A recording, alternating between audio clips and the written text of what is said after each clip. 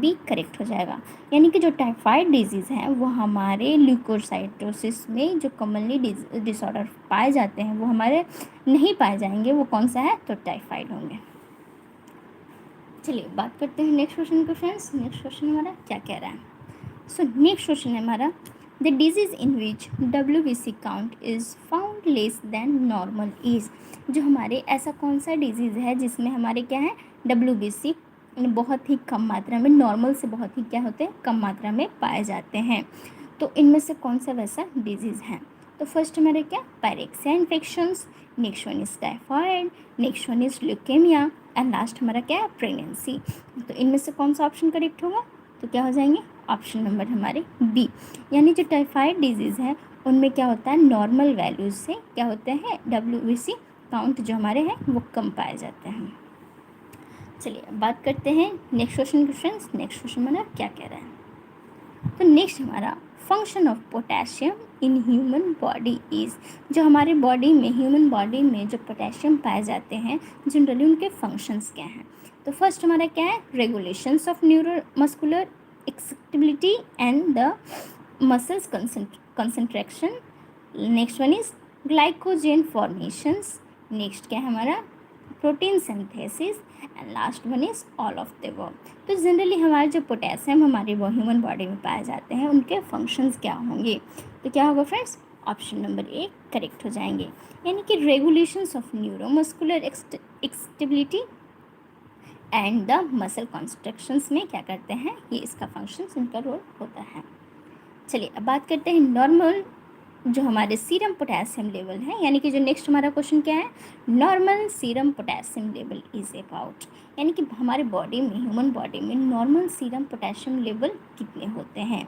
क्या वो हमारे 135 to 145 milliequivalent per litre होंगे, या फिर 3.5 to 5.3 milliequivalent per litre, या फिर 100 to 106 milliequivalent per litre, या फिर 30 to 40 milliequivalent per litre. इनमें से हमारा जो नॉर्मल रेंज हो जाएंगे हमारे सीरम पोटेशियम लेवल का, वो क्या होगा, तो हमारे 3.5 to 5.3 milliequivalent per litre होते हैं। चलिए बात करते हैं नेक्स्ट क्वेश्चन के फ्रेंड्स। नेक्स्ट क्वेश्चन हमारा क्या कह रहा है। सो नेक्स्ट क्वेश्चन हमारा, normal value of platelets in adult is. जो हमारे एडल्ट में नॉर्मल वैल्यू प्लेटलेट्स का होता है वो कितने होते हैं। तो वो क्या, 4000 to 10,000 पर mm³ of blood. Next one is 4.5 to 5.5 million per mm³ of blood. Next one is 1.5 to 3.5 lakh per mm³ of blood. And last one is 2000 to 3000 million milli-cube of the blood. इसमें यानी कि इनमें हमारे जो normal range होंगे, normal value होगा platelets का adult में, काउंट्स कितने होते हैं। तो कितना होगा फ्रेंड्स, तो ऑप्शन नंबर हमारा सी करेक्ट हो जाएगा।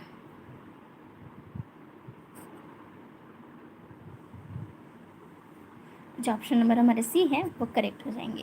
यानी कि जो नॉर्मल प्लेटलेट्स वैल्यू होते हैं 1.5 to 3.5 लाख पर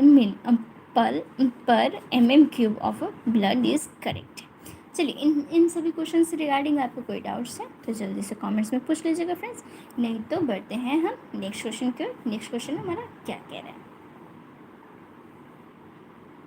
चलिए बढ़ते हैं नेक्स्ट क्वेश्चन के। नेक्स्ट क्वेश्चन हमारा क्या है।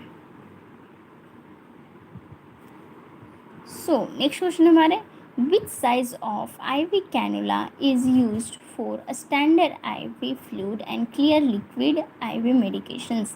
यानी कि इनमें से हमारा कौन सा ऐसा IV कैनुला का साइज़ होगा जो कि हम क्या करेंगे, यूज करते हैं स्टैंडर्ड IV फ्लूइड के लिए और क्लियर जो लिक्विड IV मेडिकेशंस दे रहे हैं। तो इनमें से कितने साइज़ के हम कैनुला यूज़ करेंगे। क्या वो 14 to 16 गॉज के होंगे, क्या वो 22 to 24 गॉज के होंगे, या फिर 28 to 30 गॉज के होंगे, या फिर 18 to 20 गॉज के होंगे। तो इनमें से कौन सा ऑप्शन करेक्ट होगा, तो ऑप्शन नंबर क्या हो जाएंगे, बी करेक्ट हो जाएंगे।